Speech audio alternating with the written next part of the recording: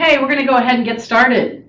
Hello and welcome to NOAA's National Ocean Service Science Seminar Series. My name is Tracy Gill.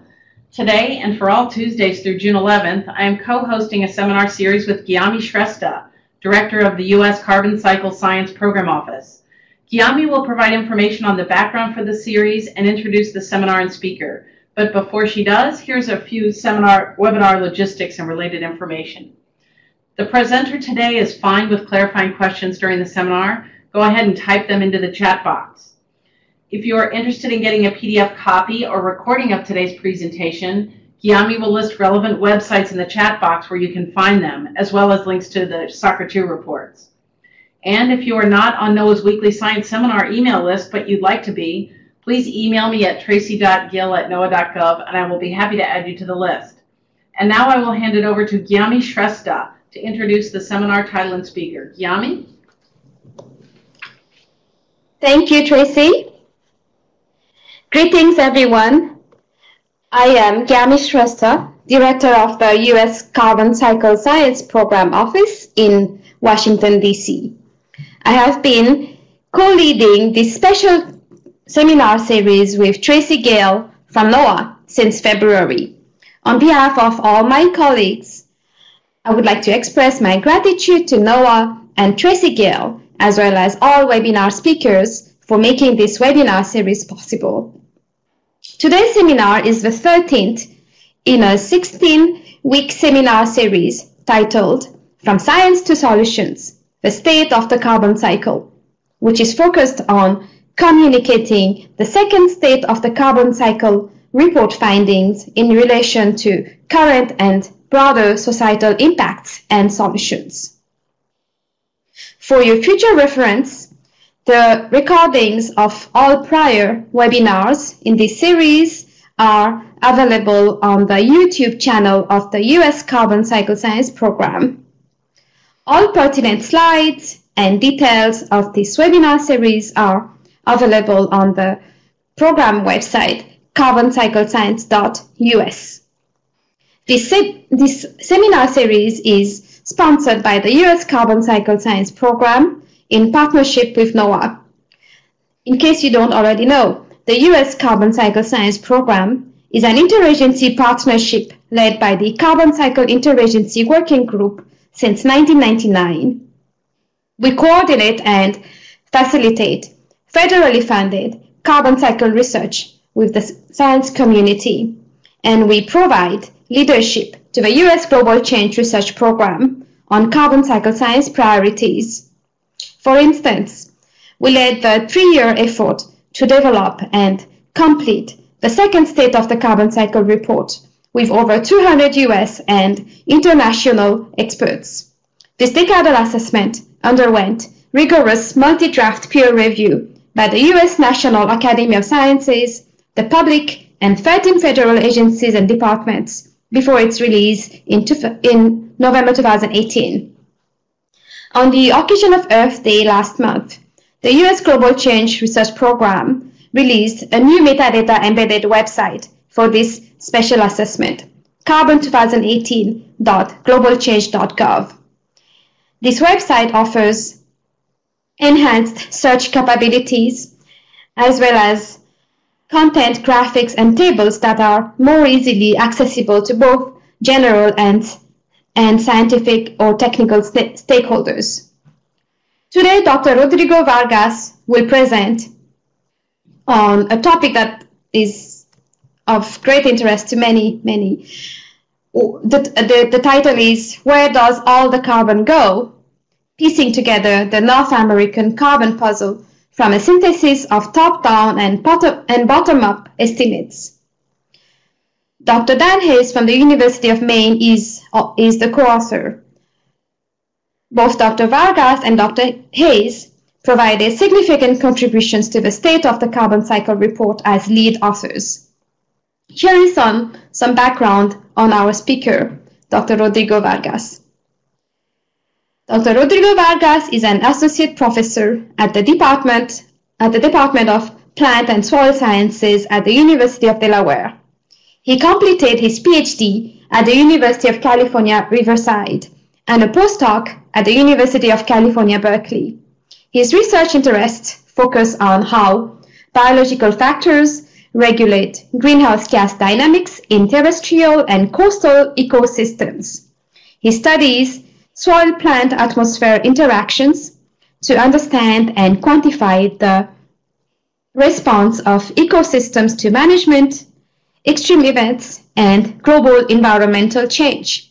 His research spans from data mining and digital soil mapping to remote sensing and micro-meteorological measurements of greenhouse gas fluxes at multiple spatial temporal scales and vegetation types. Dr. Vargas has published over 100 peer-reviewed publications and has received funding from NSF, NASA, USDA, Department of Defense, and several state and international organizations. He serves as an associate editor for the Journal of Geophysical Research by Geosciences, published by the American Geophysical Union. He is part of the science steering groups of the North American Carbon Program, North American Forestry Commission, Mexican Carbon Program, and Ameriflux. He is a member of the Committee on Science and the Arts in the Earth and Environmental Science Cluster of the Franklin Institute, and a member of the U.S. National Committee for Soil Sciences of the National Academies of Sciences, Engineering, and Medicine. Welcome, Rodrigo, as well as Dan. Rodrigo, it's your turn now. Thank you very much, Gami, and thank you very much for the opportunity to present today in this seminar series. I also want to acknowledge the power of these online seminars. That brings the opportunity to reach out to many different institutions, and I can see people are logging in, but I recognize a few of the names, and I want to point out someone that is here, my colleague Dongjil Kim, that is logging from Ethiopia, which I think is extremely powerful. The outreach that we can achieve through these efforts. So thank you, Dongjil, to log in and also for the difference in time. But it's just an example of the outreach that we can do with these things. So thank you very much again for everyone for the invitation, and thank you very much for everyone listening today. I also want to thank my colleague, Dan Hayes, as Gami was pointing out. He co-led this the writing of Chapter 2, which we're going to talk today, and he is at the University of Maine. His contact information is here, so please reach out to him or myself for any questions or follow-ups about this seminar. Thank you very much, Dan. Today, we're going to talk about Chapter 2 of the second state of the carbon cycle report. Here is a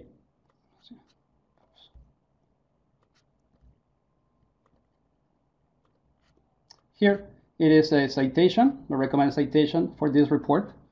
And the carbon cycle encompasses the flow, storage, and transformation of carbon compounds that are central to life and to the production of food, fiber, and energy. Carbon also helps regulate Earth's climate, including the temperature, weather events, and more. And this report assesses the complex, interconnected, ecological, and associated aspects of the carbon cycle, illustrating the importance of the carbon cycle to ecosystems, regions, and communities, and projecting possible future changes to the carbon cycle and impacts on humans and ecosystems, while also presenting relevant issues for decision makers. It's important to mention that this is called the second State of Carbon Cycle report, but in November of 2007, the first SOCR report, the first State of the Carbon Cycle report, was published. And here is just the image of the cover page of this report. So SOCR is coming 10 years later after the November of 2007, the SOCR one. So a lot of the findings and discussions that we're going to talk today are a comparison of what was reported in 2007 and what is reported in this new report. So SOCR 2 provides the current state of science assessment of the carbon cycle in North America. And by North America, we refer to the United States, Canada, and Mexico, and its connection to climate and society. And these findings are based on multidisciplinary research. And as multidisciplinary, we mean that data was coming from published information based on experimental observation and modeling studies. Again, from the last decade, comparing SOCR 1 with SOCR 2. And the goal of this report is to reach out to a diverse audience and even include scientists, decision makers, public and private sectors, and communities across North America. Again, Mexico, United States, and Canada. Some facts about this report. It contains over 800 pages and has highlights as plain language from the summary of the report. It has an executive summary, it's a little bit more technical, has 4 sections, 19 chapters, and 7 appendices. Over 3,000 publications were cited, 33 chapter leads, over 200 contributing authors, 5 science leads, and 11 review editors. It took over 3 years formulation to production, starting in 2015 and in 2018. And over six drafts were reviewed by the public, the National Academy of Sciences, different committees, and 21 federal steering committee members from federal agencies. So why is this important? Carbon is the basis of life on Earth, forming bonds with oxygen, hydrogen, and nutrients to create the organic compounds that make up all living things. Carbon is essential for fundamental human activities and assets.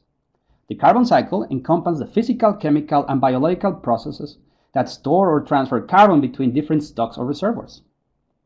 The North American budgets of carbon dioxide and methane must be put into the context of the global budgets. Carbon emissions from one region of the world are dispersed throughout the global atmosphere so that the radiative effects of regional emissions are global. Therefore, accurate estimates of the North American carbon budget depend on the knowledge of contributions from the rest of the world, and hence globally distributed observations and knowledge of the global carbon budget is necessary. Probably most of you are familiar with this figure, but I'm going to walk through about what does this mean. This is a figure that is coming from Chapter 8 on SOCR report, but the CO2, the methane values are in red here in parts per billion, and the CO2 values are in blue in parts per million. And this data comes from the surface sites of the National Oceanic and Atmospheric Administration's Global Monitoring Network. These dotted lines, the vertical lines, represent when SOCR 1 was published, and the second dotted line here represents where SOCR 2 was published. So you can see the increase in CO2 across time and the increase in methane across time. So this report brings this together to see what are the consequences, what are the stocks, what are the flows of carbon, CO2, and methane across North America.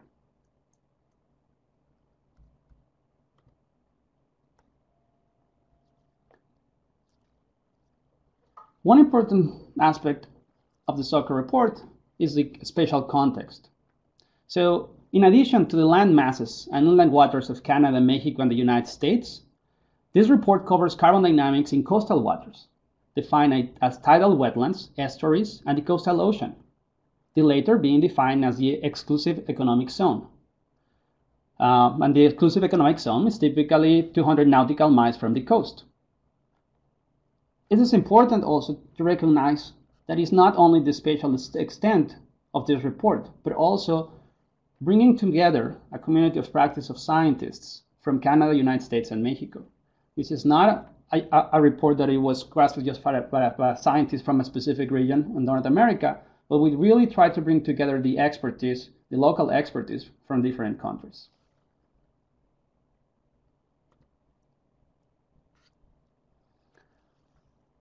Let's just discuss a little bit about SOCR 2 and how it is organized. SOCR 2 has chapters that are referred as synthesis chapters. The global context as Chapter 1, North America, Chapter 2, which we're talking today, projection, Chapter 19. Has several chapters that were described as human dimensions, where energy systems, urban carbon fluxes, agriculture, social science perspective, tribal lands decision-making is discussed. And other sections discuss about the state of air and land, information about atmosphere, forests, grasslands, Arctic and boreal, and soils is included. Also, there is discussion about the state of water, where terrestrial wetlands, inland waters, tidal wetlands and estuaries, coastal oceans, and continental shelves is included. And finally, Chapter 17 discusses the consequences.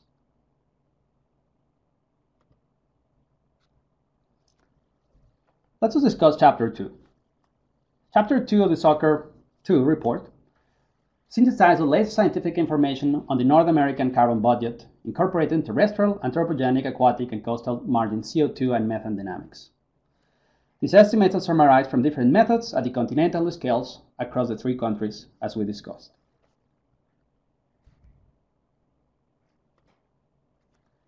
This effort could not have been done without the contribution of many colleagues. I've already acknowledged my co-lead, Dan Hayes, but we had several contributors in this chapter.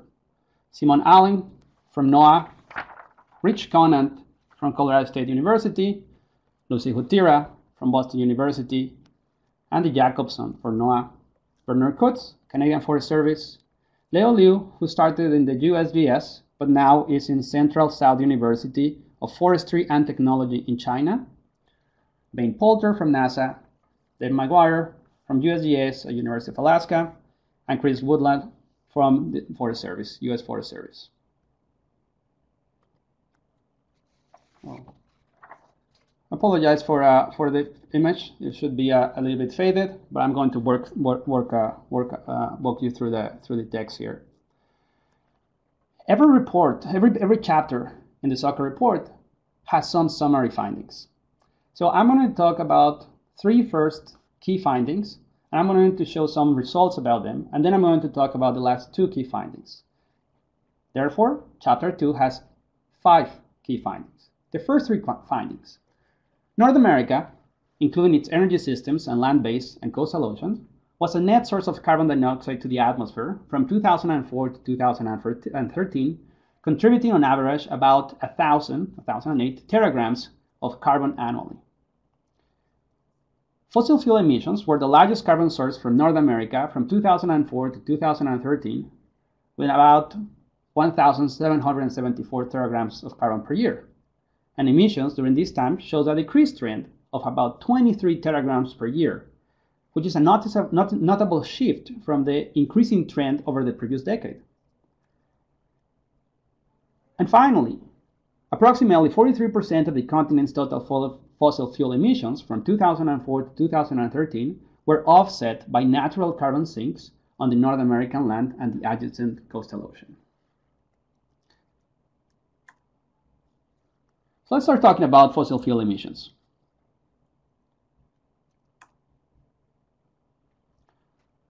This is a figure from Chapter 2, and the data comes from the Carbon Dioxide Information Analysis Center. On this axis, you see the annual fossil fuel emissions, and here is the proportion of the global total. Red represents Canada, green Mexico, blue United States, the solid line, black solid line, North American total, and the dotted line is the continental proportion of the global total. You can see lower emissions by Canada and Mexico compared to the higher emissions of the United States, and then a decrease, which we just discussed. This is the contribution, the total contribution of North America, and this dotted line, the continental proportion of the global total. Notice the decrease in the continental proportion of the global total as a result of emissions, high increasing emissions of other countries around the world, but also changes in emissions across North America. From Chapter 3, we can partially discuss to decrease in emissions across North America, mainly the United States. North American primary energy consumption and carbon emissions between 2000 and 2015, where here we have the primary energy use in exajoules, and here carbon emissions in petagrams. What is interesting is to show how the primary energy use is more or less maintained from 2000 to 2015, about 120 exajoules. But what is important is a decrease in emissions.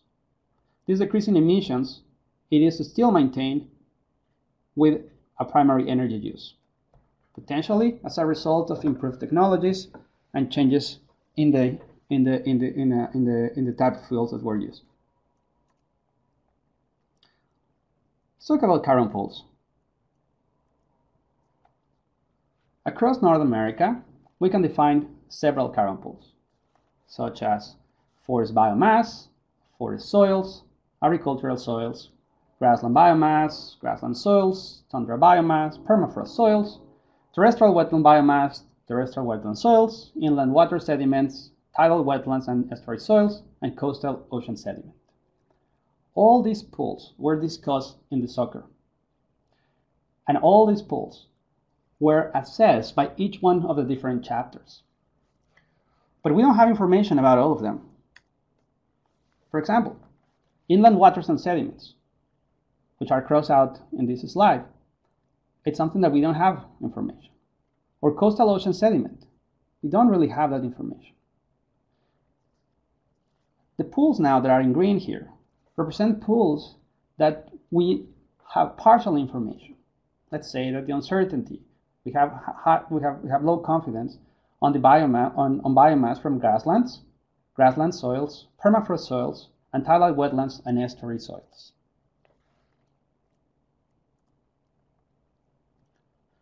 But one of the things that we tried to do in Chapter 2 is to come with regional estimates. So with the information that was provided by the different chapters, we came up with this number. These numbers are in teragrams of carbon in terms of total biomass divided by each one of the countries, and across North America, total biomass is about 44,000 teragrams of carbon. Now, soils across North America is over 600,000. Please notice that these numbers are lower and does not add to this one. So where does the carbon come? This estimate is coming from information of permafrost soils. So if we include the information that we have about permafrost soils and the published information that we know from Canada, United States, and Mexico, we estimate in North America is this big number. So now, let's talk about the major components of the North American carbon cycle. This is probably the most important figure of Chapter 2.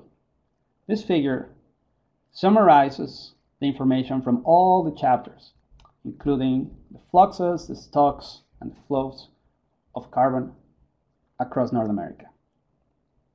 So for each component, estimates are shown for the average annual stock changes, which is represented by the boxes, the fluxes, the vertical arrows, and lateral fluxes, the horizontal arrows, from about 2004 to 2013. So this is approximately 10-year period since SOCR 1. The sum of all fluxes between the atmosphere and the land, or water components, equal the increase in atmospheric carbon, so none of the lateral fluxes are counted as change with the atmosphere. Let's just walk through this figure. This box represents fossil fuels and represent the emissions of fossil fuels to the atmosphere, about this number, 1,774. And you can notice the asterisk here. The more asterisks, the less uncertainty we will find. So fossil fuel emissions have high confidence. However, we have values here, such as this lateral flux, 507, with only one asterisk, representing low confidence. Another lateral flux here with one asterisk, low confidence. Fossil fuel emissions represent a loss of carbon from the land to the atmosphere the product of woods could be referred as lateral transfer of wood harvest, and then some of these products will stay in a pool, but some are going to be destroyed or burned and go back this carbon to the atmosphere. Land ecosystems are mainly a net carbon sink, but inland waters represent a carbon source, such as estuaries. Tidal wetlands and the coastal oceans are represented in SOCR 2 as an uptake of carbon from the atmosphere to the land.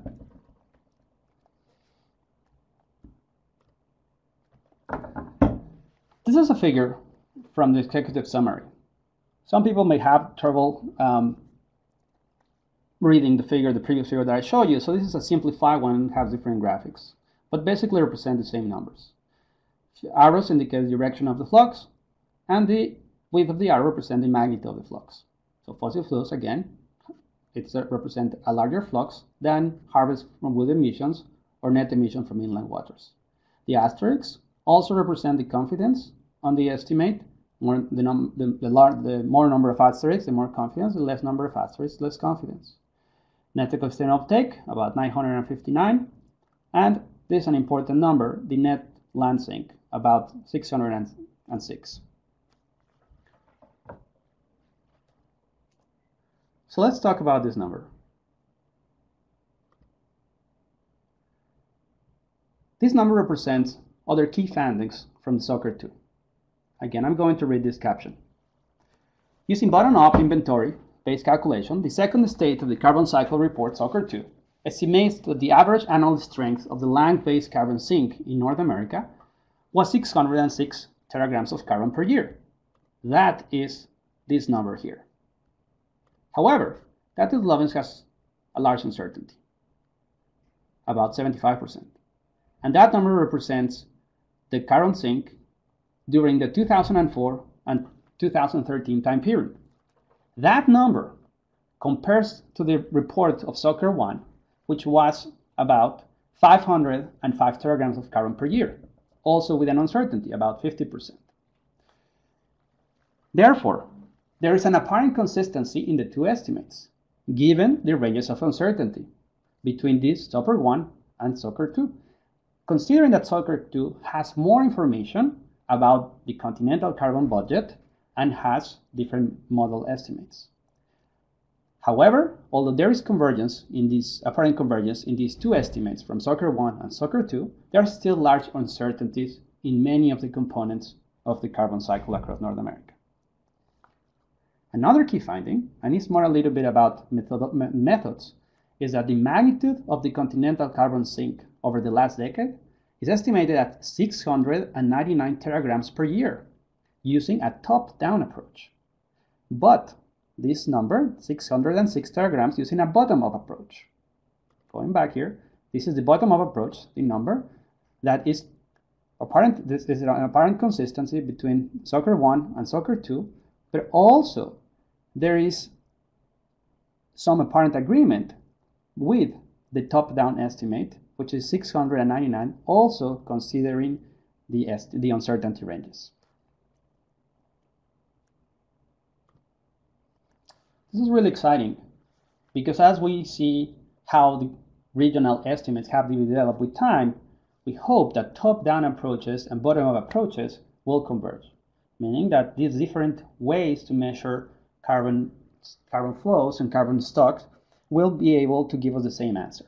And this is a figure from Chapter 2 showing different estimates of North American light atmosphere CO2 exchange since SOCR 1, this number here, bottom up, and then how different reports of atmospheric inversion models, inventory from the North American Carbon Program, and then efforts such as the RECAP effort in 2015, how this number that were apparently different at the beginning in 2007 and 2012 with a very large uncertainty, in SOCR 2, the atmospheric inversion models, the top-down, and the inventory results bottom-up, have this apparent convergence.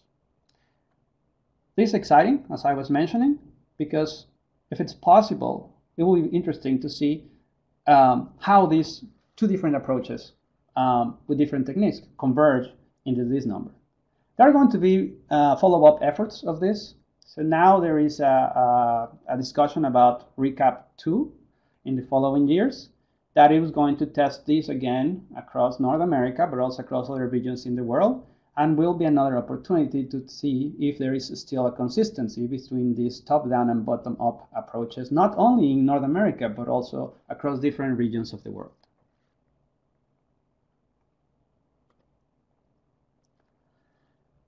Now, the North American carbon cycle is not only the terrestrial part, but also the coastal ocean. This was a very interesting approach because this brought together a community of scientists from atmospheric scientists, terrestrial scientists, coastal ocean scientists to try to solve all this puzzle. We discussed a little bit of the land sink, but I want now to focus attention to the coastal ocean and what is happening in this region in terms of stocks and flows. So again, this is a diagram for boxes and fluxes. So flux estimates are also in teragrams of carbon per year. And these numbers come from chapter 13, terrestrial wetlands, inland waters, inland wetlands and estuaries, coastal ocean, and the continental shelves. So carbon exchanges with the atmosphere are limited to carbon dioxide except for terrestrial wetlands, which include CO2 and methane. These ones here. So these numbers include CO2 and methane, but the other ones only include CO2. The reason is that there's not much information for the other components. Arrows leading to the atmosphere, to the different aquatic ecosystems, imply a loss of atmospheric carbon from the atmosphere to the ecosystems, and arrows leading from the ecosystem to the atmosphere imply a loss of carbon from the ecosystem to the atmosphere.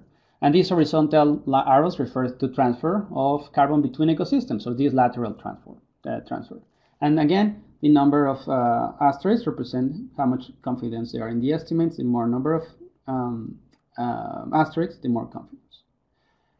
Important from this region is that there is low confidence in these lateral transfers, mainly from tidal wetlands to estuaries or from coastal ocean to the open ocean, but also for the burial of sediments, burial of carbon into sediments or soil, as you can see here. Terrestrial wetlands, just to repeat, include CO2 and methane, but are the only ones that include that in these estimates. This is critical because we need to better understand the sources and sinks of methane, mainly in wetlands, because wetlands represent the largest methane emissions across the world.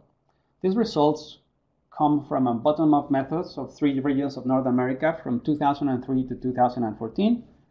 And you can see wetlands, the largest emitters of methane, followed by agricultural and waste, fossil fuels, and then the biomass. There's also work in progress for the Methane Global Project, where there is much needed research about the contribution of wetlands into the global methane budgets, and these require better information about magnitudes, temporal and spatial patterns, but also the extent of wetlands across North America and across the world.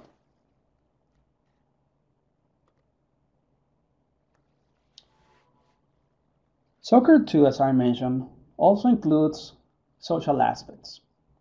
We discussed some numbers that may converge with previous estimates, numbers that give us new information about fluxes and pools of carbon across different components of the carbon cycle across North America.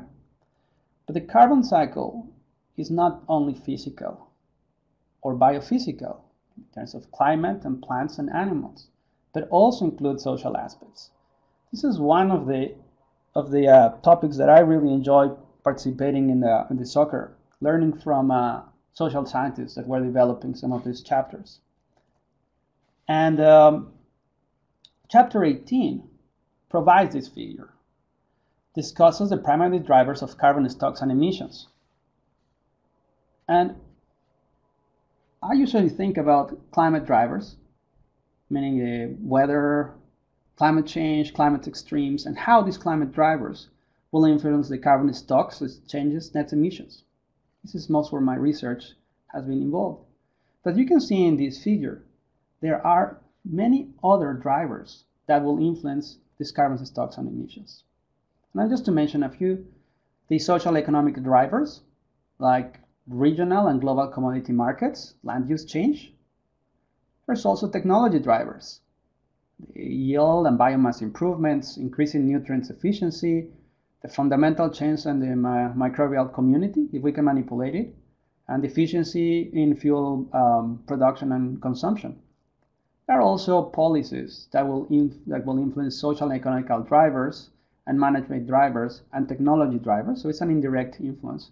But these policies, such as federal state programs that incentivize new management and technology, public and private markets and regulation will influence these other drivers.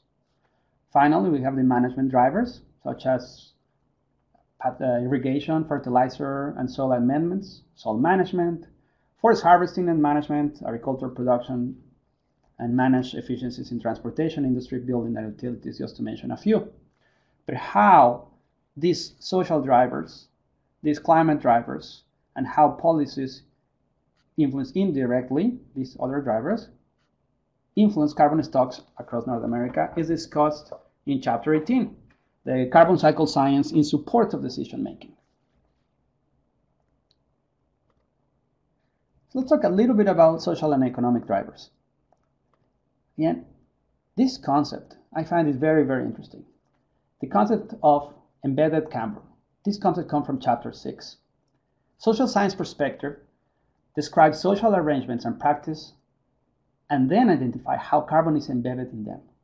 Embeddedness means that carbon is an integral but often invisible part of how people lead their lives, so they do not think of themselves as using carbon, but instead seeing the services and products without seeing their embedded carbon. Moreover, people do not often make choices about carbon as such. They choose from what is available in the market. So think about carbon now in another dimension. Not carbon about just the pools and the fluxes, but now carbon embedded in our society. As people work, learn, run errands, travel, and enjoy family and civic life, carbon is a common thread, running through their infrastructure, tools, and environment. Thus, analysis of carbon cycle will be enhanced by identifying human uses and the reliance on carbon. So we can, from a physical approach, we can think about top-down and bottom-up approaches. But one of the things that I learned from soccer too is the importance of including society and importance of including the embeddedness of carbon in society. And that's something that we need to think about, in my opinion. Another social aspects, and I'm almost done with my talk right now, it's about the networks, environmental networks, and how this data is coming, or where this data is coming from. Appendix 6 in Soccer report talks about some selected carbon cycle research, observations, and measurement programs. These environmental networks that are collecting the key information to put all the pieces together and calculate these fluxes and pools. Appendix 6 has a detailed description of all these networks. So there it's open very interesting questions. One question is about the representativeness of these networks. Do we have enough information across the region of interest, let's say North America, for all the information that we require? There are different environmental networks, but are they equally distributed, or are they in the proper places across this region of interest? The United States has some environmental networks, Canada has other ones, and Mexico will have other ones, with different requirements, with different challenges, such as economic, human resources, but also biophysical. For example, Canada will have a large gradient in temperature and in soil morphology, but Mexico will have a very sharp changes in climate gradients, and that opens different challenges on how to measure across these regions. This brought me to my last topic, which is interoperability of carbon cycle science.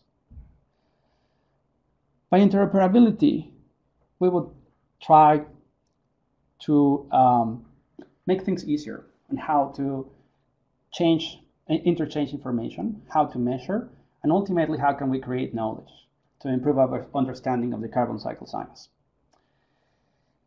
We believe that if there is low interoperability, there will be large barriers, and those large barriers are going to prevent knowledge development from the information that could be collected to develop carbon cycle science. On the contrast, high interoperability is going to facilitate that. But high interoperability will require high coordination, communication, cooperation, collaboration, and leadership. And ultimately, high interoperability will facilitate a better science policy integration, adaptive management, and also adaptive governance. But we propose that there are some cultural barriers that need to be broken to be able to increase interoperability. And those barriers are described as conceptual, technological, organizational, and cultural. These are very important, especially if we want to describe the carbon cycle across North America, because there are very large differences across the 3 countries that represent this region of the world. There are conceptual barriers. These conceptual barriers will be syntactic and semantic differences, such as sampling protocols, network designs, and high-level model abstraction. Do we have a conceptual model across the 3 countries that can be unified? Can we analyze the data? Should we discuss more about conceptual design across the 3 countries to reduce this barrier? There are also technological barriers, such as incompatibility of information technologies, data standards, infrastructure, monitoring capabilities.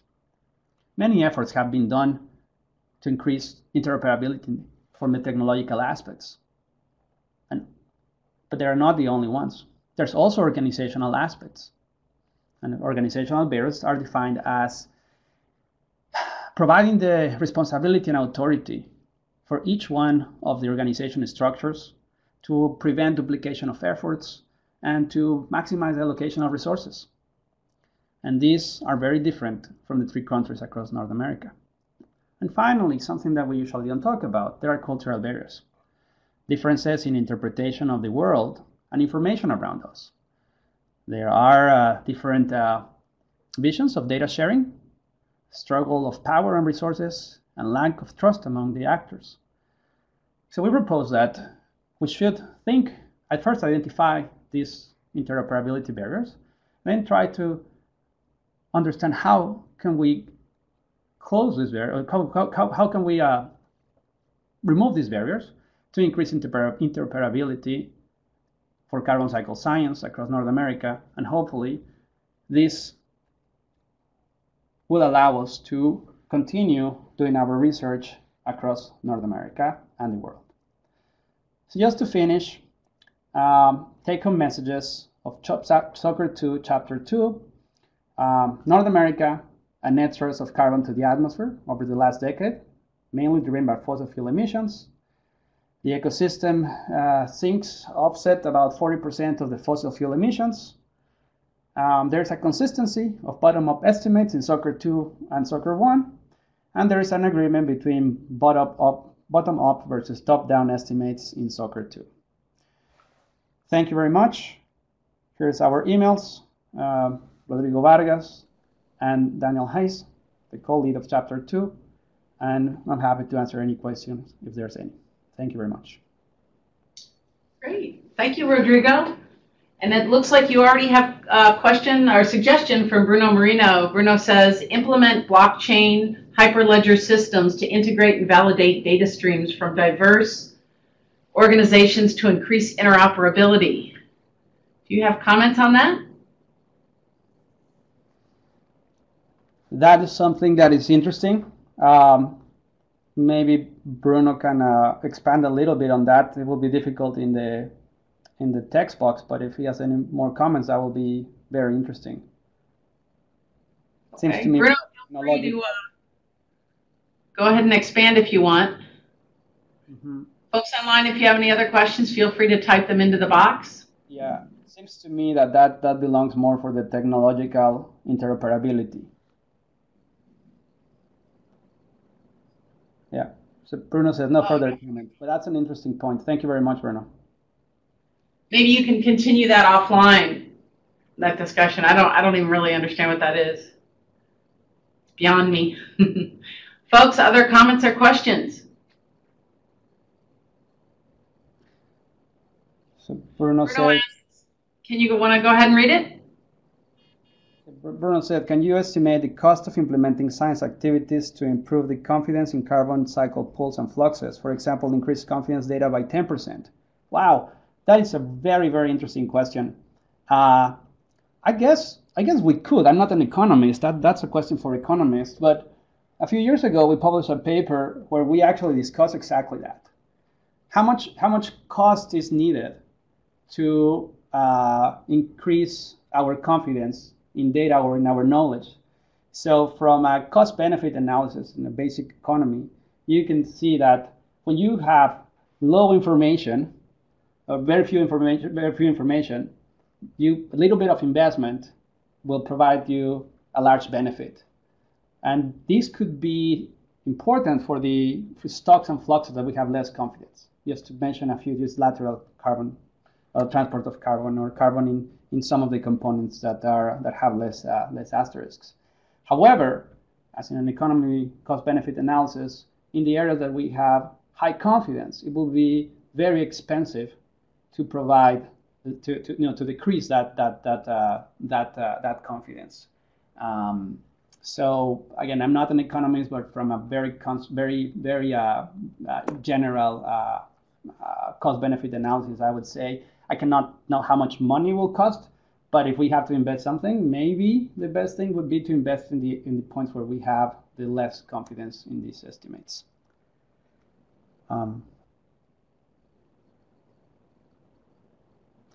So Bruno said, thank you, we should explore this further. I'm very happy. Bruno, please send me an email.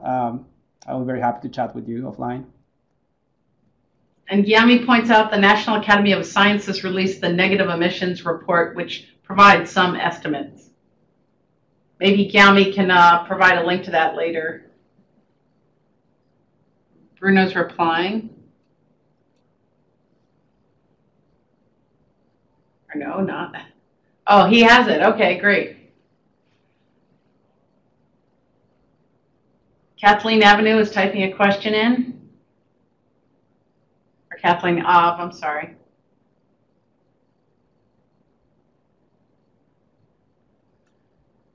Kathleen asks, are there plans to go deeper with the social and economic drivers? He's typing something else. Do you see that question? Yes. Oh, are there plans to go deeper with social and economic drivers? Again, that's not my field of research. I don't know if there will be follow-ups in the soccer from those. Maybe that will be a question that Yami may have the answer. What only thing I want to say is that for me it was a fantastic experience to have the opportunity to collaborate with this report because of the connection of trying to put together these visions. But I would recommend to contact the chapter leads of the social chapter social sections for more specific details about that answer. And then Gami said, yes, we continue to prioritize better integration of socioeconomic aspects. And then Kathleen adds, what you presented is a good start, but we need to get social pressure, beliefs about what consumption conveys, FOMO, I got mine mentality. These are root causes. Okay, thank you. Thank you. Yeah. Yeah, that's a good point. I don't know how you capture that, but I'm not a social scientist, so maybe surveys. And Yami's replying, thank you.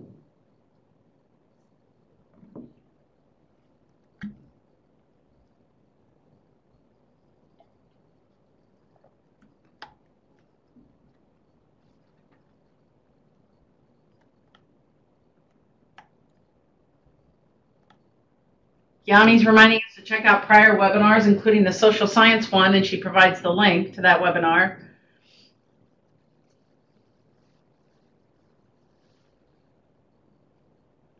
Jim McMahon asks, are ecosystem sinks becoming saturated?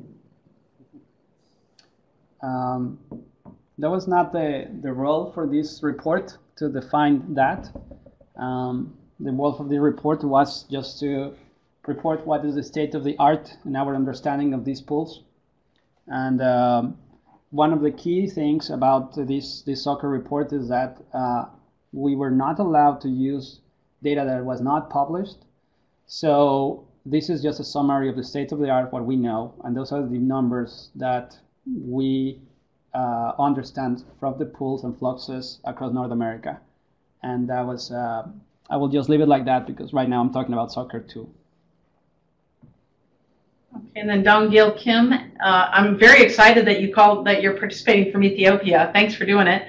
What would be the most urgently requested research in carbon cycle studies in North America and globally? Mm-hmm. Can you answer that one, or is that a tough one, Rodrigo?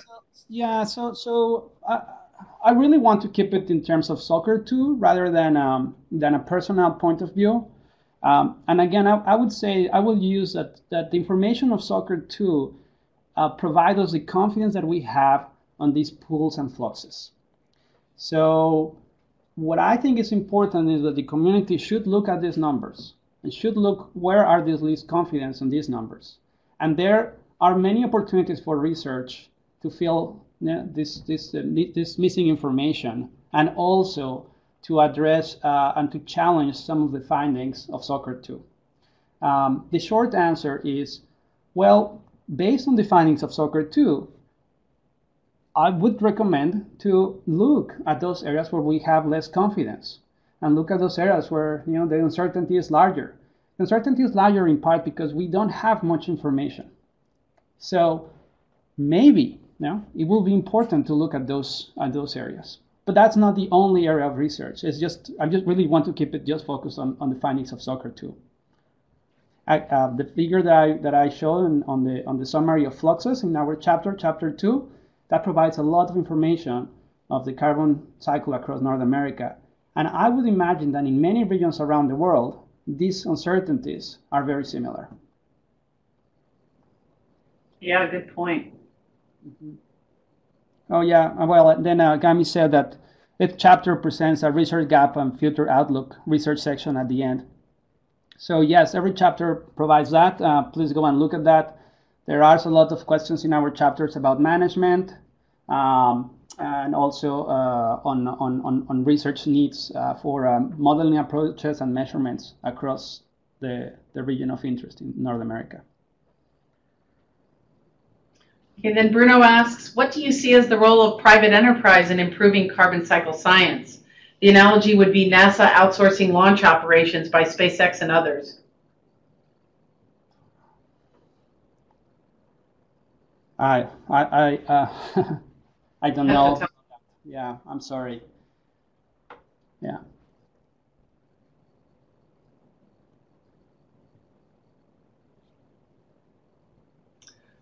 Okay, that is a tough question. All right, any other questions? Comments? Gami, probably you'll remember you can find these recordings and PDFs of the presentations at the links Gami's given you. So just let us know if you can't find anything. You can email myself or Gami, and we'll be happy to help you out.